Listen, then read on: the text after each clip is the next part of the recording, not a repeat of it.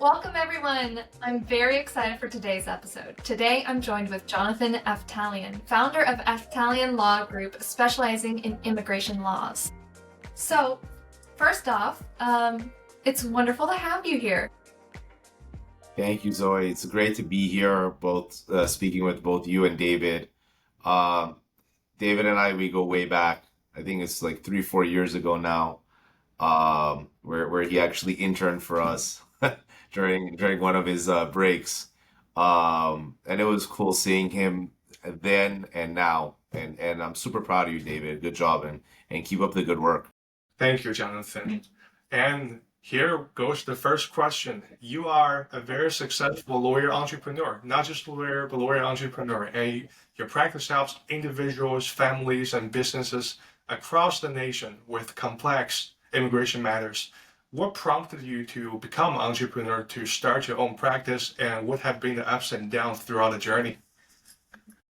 That's a very good question, and I think for me, I've always had that drive of creating my own business and running things my own way. Um, and at first I was scared to do so. I was in very good positions. I was managing cases. I had the work-life balance. You build up to like a senior attorney level and you have, that autonomy to run your own teams and balance your life. And then I was scared to jump off the ledge and start my own business. But I'm very happy I did so. So I think it was just like an internal motivator. I got to a point in my career where there was nothing else to go up, and I'm the type of person that I need to keep on pushing. I tried something new and finally, took the plunge and opened up Aftalian Law. And that was amazing. And I know it's been quite a journey from, I remember when you were super busy doing everything, being 100 people all at once by yourself, and then you started to hire more people and for to help. How, what are the ups and downs of this whole journey? Yeah, I thought I was busy back then. I wish I had that life back. Um, so it's funny. The busier you are at times, like the more productive you are, and we can handle a lot more than we think we do. We can, So back then I thought I was at capacity, and we somehow like blew through that. And you know, I'd say the ups and the downs, the challenges is the learning curve. I knew law. I'd been practicing law for a while. I knew immigration, and I wanted to get to a place where when I'm opening up my own firm, I'd be proud of the work that I'm doing and Hmm. I could have successful results for my clients. And when they're meeting with me and I'm telling them that I can do well on your case, I truly believe it. And then when I truly believe something, then it helps them feel comfort and it helps them believe it as well. So I definitely wanted to get to that place in my career, which we got to. But the challenge in opening my own business was the fact that I didn't know anything about business. The only hat I knew was the lawyer hat. I didn't know anything about like client acquisition, marketing, advertising, um, like running, like managing different departments, billing, intake, as well as legal. So I would just say that there's a learning curve in that as well. Just like how in law, I needed to start and learn, and it took a year or two to learn how to be a good lawyer. I would say it's the same in business.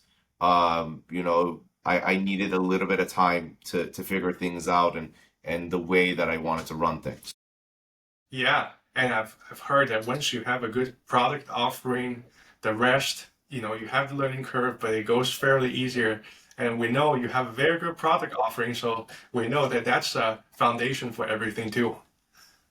Yeah, you have to believe in the product. Yeah. That's one.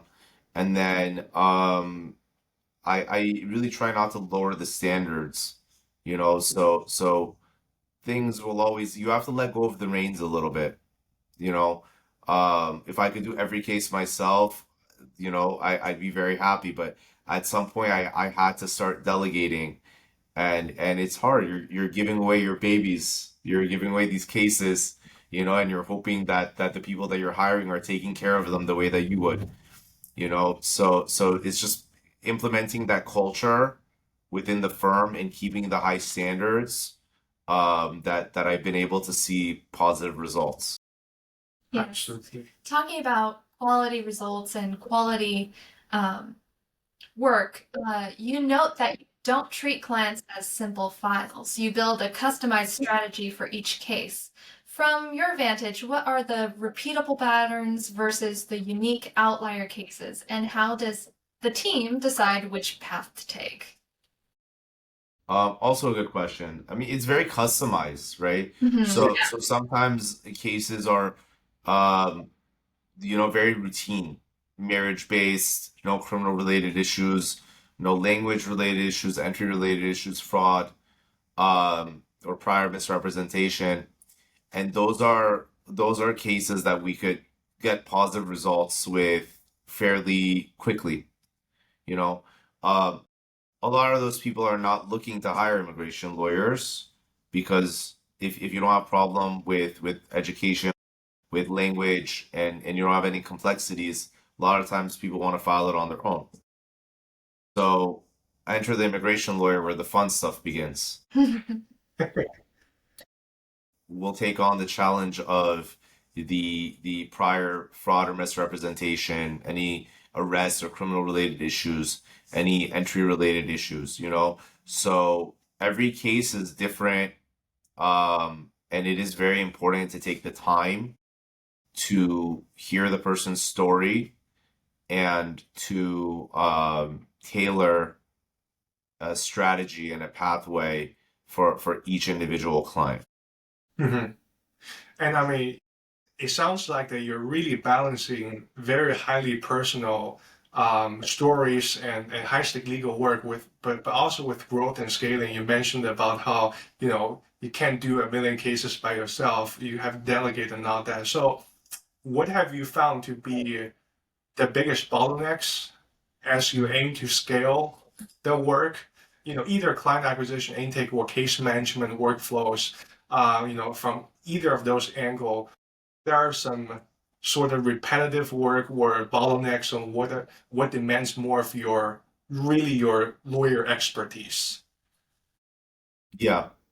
I ask myself this question all the time because as we're trying to grow and scale, we constantly assess to see where are the bottlenecks and where we could create more efficiency, right? So Mhm. at this point, we have systems in place. I call it the plumbing. You Yeah. you put the plumbing in with the intake department so that when a call comes in, you have set pipelines, you have set systems, and you train the intake staff on those systems. Mhm. Um, and then you could really scale once you build a strong foundation. The plumbing is working, everything is there. Then then you just play around with the numbers. One month you could push more marketing, one month you push less. Um, just some advice in there. What I've realized is you should always be overstaffed as opposed to where you need to be or even understaffed Mhm. because an issue that I ran into the last couple years was when I was ready to push the ad spend and to scale, we would do so. We'd bring on more cases, Mhm. but then we needed the staff to handle the more cases. Yeah. So then you're starting to interview. You don't want to rush into hiring someone. You want to make sure you have someone that's right for the position. Mhm. So then you start the interview process. That may take a little bit of time. Then they have to give notice if they already have a job. That'll take time. And then you train them for 2 to 3 months until they really start showing that productivity back, right?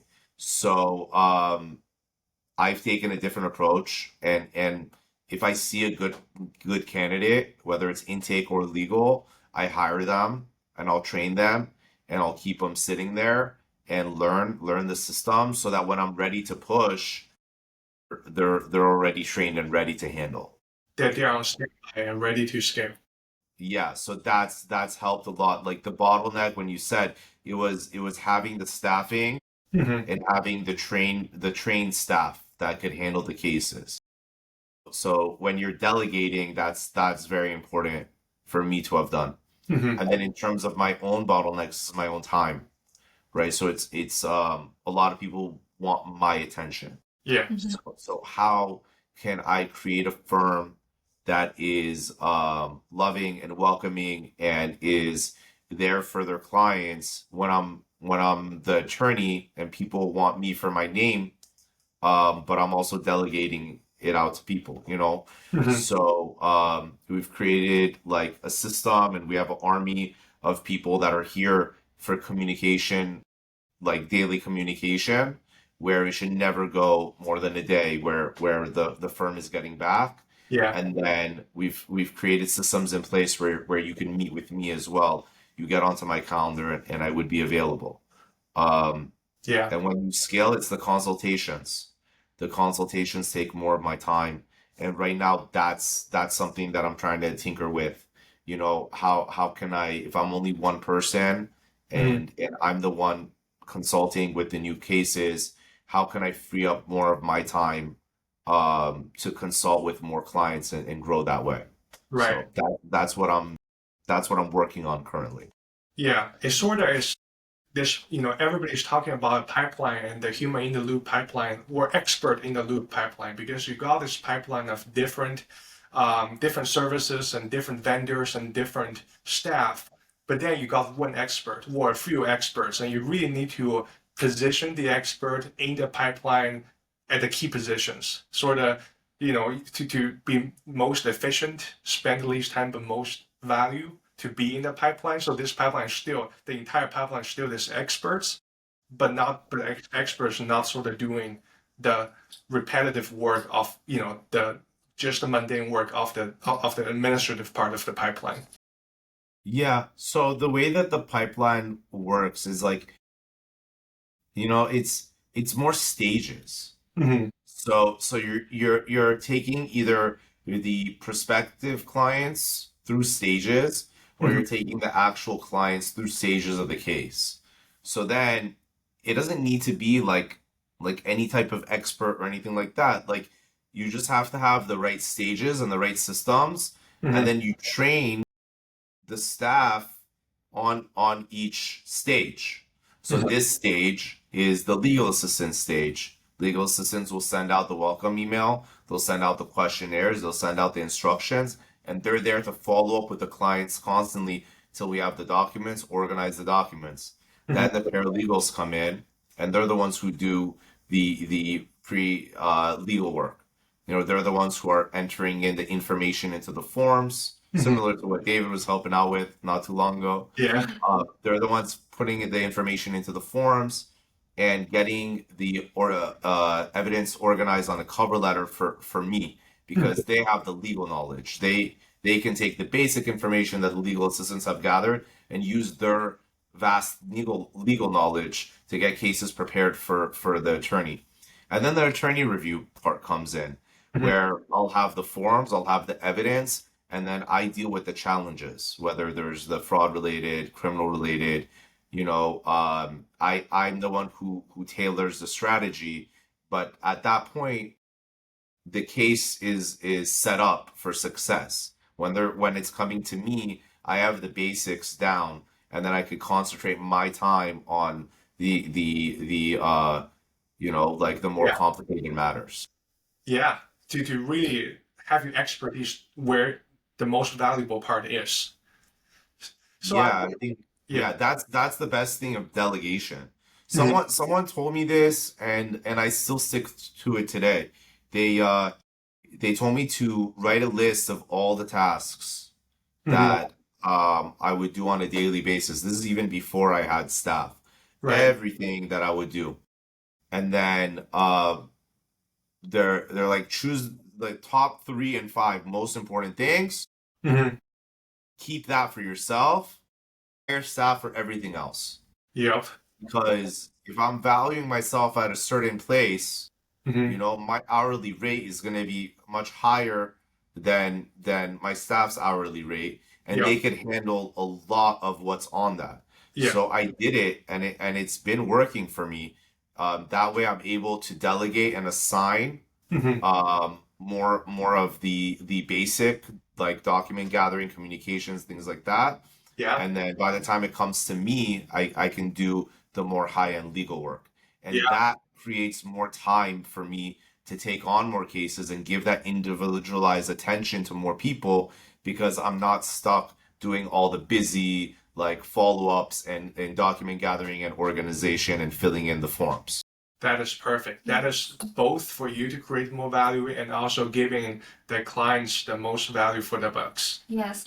And we've talked to other lawyers, and they all seem to say the same thing about, most of the time and most of the work that is like the heavy part is honestly the initial inquiries, the communication, the follow-ups, and it's kind of they've had trouble keeping up with all of that. Do you ever feel that your pipeline has a little clog in it sometimes?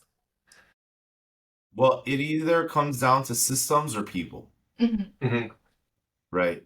So there are times that we did have that clog, Yeah. and I take responsibility for it because I didn't have the right staffing. Hmm. Mhm. Okay. Whether it was the number of staff or the training of the staff. Okay. Right. Hmm. Now we're at a point where we're overstaffed Yeah. on purpose, Yep.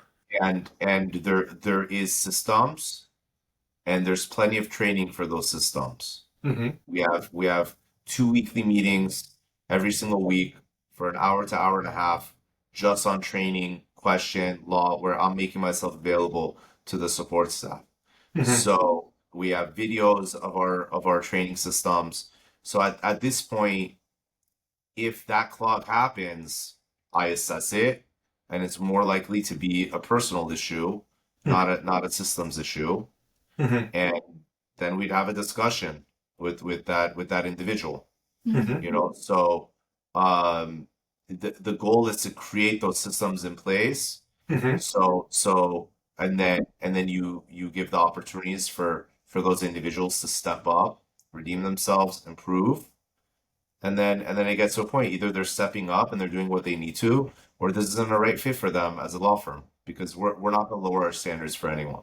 Right. It sounds like you put in a lot of time and care, and you really care about the quality of the work, and you've built these systems to help you with that.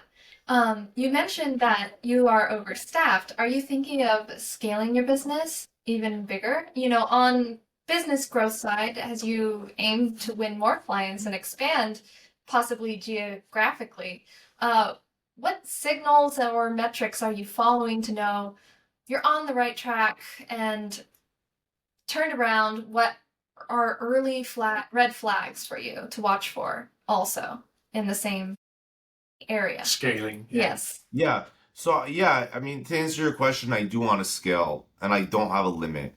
Hmm. I don't have an idea of like when I get to this point, I'll be happy. Right now it's still exponential in my mind, right? Um, Now scaling isn't as easy as just throwing a lot of money into marketing. Yeah. Yeah. It just doesn't work that way. Like, let's say you could bring in, for example, 5 cases for $10,000, for example, Hmm. right? Mhm. If I double that to $20,000, that doesn't automatically mean I'm bringing in 10 cases. Hmm. Mhm. You know, it doesn't work. The math works, but the reality isn't that, right? So you have to see, like, yeah, I do want to grow, but for example, when we upped our marketing spend this past month, we've gotten a lot of spam, a lot of like leads that aren't real leads. Yep. Then you're throwing money into something else, so now we have to take a step back and like work on our systems, like Google Know, add like a little captcha there to make sure that it's a real person, because you get to a point and then people start attacking you because like you become competition, which I think is super stupid. Like, we're all in this to like help people. So you deal with those challenges, you work with teams, you hire you hire marketing advertising teams who know what they're doing, Mm-hmm. and then you go from there. Yeah. But yeah, I'll continue to hire, and I'll be ready to continue to scale. Yeah. Well, I mean, looking ahead, given how the legal world right now is really revolutionizing by legal tech, and immigration law landscape is also changing. Increased case volume and the evolving regulation, and what do you see the next major innovation window for a firm like yours? Innovation. Sorry, let me just this No worries. innovation window. I mean, it's AI. Hmm. That's where everything is headed. I've dabbled a bit in like AI reception. I thought Mm-hmm. that would be a cool idea where the initial call could be picked up by an AI receptionist. Like unlimited calls could be picked up at the same time because it's a machine, Yeah. up to 10 different languages. You just choose the language and it can talk. Um, so I tried that. I personally didn't like it. Yeah. That's just my experience. I don't know if the technology is going to get better in the future, but if I'm marketing and I'm putting my money out there to like attract people, Mm-hmm. or even if you're being referred to our firm, um, I would want that initial personal touch. I Mm-hmm. would want a live body to take that call because prospective clients can make their decision in a split second, whether they feel comfortable or whether they don't. If there's a little bit of robotic noise, Mm-hmm. or they just like if there's a little bit of a delay, they feel a little shady about it, it's just not worth it. No. So I've tried the reception AI, wasn't a big fan. And then there's other AI companies that we've been trying to talk to. I do see that that's the future. I don't personally use it as much, probably as much as I should. But that's definitely where it's growing Yeah. to. Yeah. And a lot of people are using virtual assistants overseas. I think fairly recently or fairly soon, like in the next year or so, people are going to be using AI assistants. You'll Yeah. be able to tell you'll be able to train an AI assistant on this aspect of your firm, whatever you would have hired a VA for, Mm-hmm. and that AI would be able to take care of it. Yeah. What I've seen, talking with other lawyers, interacting with them, is that it's really the two parts, both the client acquisition part, leveraging AI, and also the administrative work part. We mentioned both about the initial marketing and intake, but also the virtual assistant, but with AI assistant. So those are the. I did also somebody else also mentioned about the virtual receptionist. It does. They try to make it good, but sometimes it might be too robotic. But what I did see some law firms do is that they use the sort of the free legal chatbot, where when the client wants to talk to the lawyer or call the law firm, they want a valuable human. But sometimes one step before in the marketing pipeline, I see law firms use the sort of like a free legal advice, but it's not quote unquote legal advice, just general legal information, leveraging that part using chatbot. But that's just one thing I saw. Yeah, again, everyone does it differently. The cool thing about law is, and I see this when I go to the American Immigration Lawyers Association conference, Yeah, there are so many badass attorneys that are doing great work and have successful practices, yeah, and everyone is doing it differently.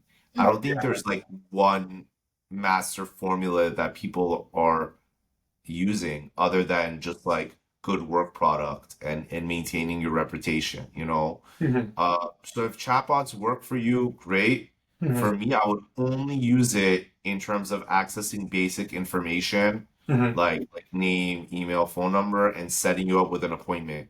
But that's me. Maybe other people feel more comfortable training their AI. I would never want something to come from my firm right, that's like a guess. Maybe the AI is guessing certain things, or that would appear as attorney advice because there are ethical yeah, concerns about that too. hmm, If they rely on what a bot has said, and then they come back and they say, "Well, Aftalian law told me I could leave the country." Yeah. You know, I asked them, I Mhm. asked them on his website, can I leave and can I come back? And the bot said you should be fine. So I left and now I'm not back in the country. You Right. know, so because we deal with such touchy subjects and matters like that, I don't trust the AI to handle anything more than just like very, very basic name, email address, phone number confirmation, and setting you up with an appointment with our great staff that could handle you from there. Yeah. Yes. No. We've heard some hesitation from other lawyers as well, and some have tried things, but one of the major complaints from them was that it was not really a fit for their company or how they work or their own pipeline, you know. Mhm. And one thing that They they wish it's yeah, customized they wish it rather was than more customized to them, and it's not just like a cookie cutter product that they because, like you use. said, every firm does things very differently. And every case is different too, you know. Yeah. So that's one of the things that we've been hearing. Yeah. Yeah. Well, I mean, finally, if you had to pick, we talked about so many different ways to scale and to improve the pipeline and all that. If you had to pick one operating lever to double down in the next 12 to 18 months, like you said, you have so many things across all that. If you have like one most important thing to double down the next year or 2 years, what would that be? And why now is the time to act? What do you mean by operating lever? So like one thing to tweak, like the entire operations of the entire enterprise, one thing to tweak to strategy wise or lever that you can just flip, what would that be? I'm trying to think here. Yeah, I think the goal, yeah, and I'm not there yet, but this is something that I'm trying to figure out now, and you're saying in the next 12 to 18 months, is how I can take the staff that I have right now, right. um, and have them do like a third of the work, Mm-hmm. like have them work 3 times faster. Yeah, And so as we scale, we can staff and we can have more staff, but we could also create more efficiency within our staff. So I would say that that's something that I'll be working on for the next year and a half. hmm, How can I take our systems and the things that we do and make them all faster? And that's as this technology comes in, as AI comes in, all this technology is here to help us not only get faster results, hmm, but also make it more accurate. yeah, So if I could find that balance of yeah, taking out user error, hmm, um, and using these systems to make our applications sharper, not miss certain things, hmm, not so our clients will get better results hmm, because we have these aids in the in technology that could help avoid errors, yeah, and our staff can move and work faster, and we could take on more clients. yeah, I think as technology improves in the next year and a half, that's what we'd be looking for. If there was something that I can pull is aiding my staff with technology to have hmm, them perform more like better for our hmm, clients in terms of limiting errors, and hmm, also aid them to work faster so we could yeah. help more people. So it's really leveraging to aid the work to increase the quality instead of replacing the work to decrease the quality. Yes, the ideal balance would be increasing the quality through technology, increasing the quality while also getting results faster for our clients, getting applications out faster. And right now there's a lot that we use. We have like 9 or 10 different systems that Yeah. we do. And it does get expensive, but if you're using the systems, Hmm. then it's worth the money for it. Like we have a completely different system with our phones and the way that we open and close and tag conversations. And then we have Slack, and I have a whole separate case management system for intake and a whole case management system for our clients, and then another case management system set up just for the immigration form. So we're using technology right now, Mhm. um, you know, and each system is optimized for that what it's used for. But I do think that the technology is going to continue to improve over the next year and a half, and it's up to us as entrepreneurs, as innovators, as like, to find how these work Mhm. and help our clients in the best way. That is amazing. Thank you. Yes, and thank you so much for sharing your insights. It was incredibly valuable. I really, really appreciate your time and your openness. Thank you so much for being on our show. Of course, I mean we're all in this together. We all want to help as many people as possible. If anything that we've discussed here today could help someone, help other people, then we've done good today. Um, Thank you for having me on, Zoe. David, pleasure to speak with you again, and thank you guys for welcoming me into to the show. Thank you.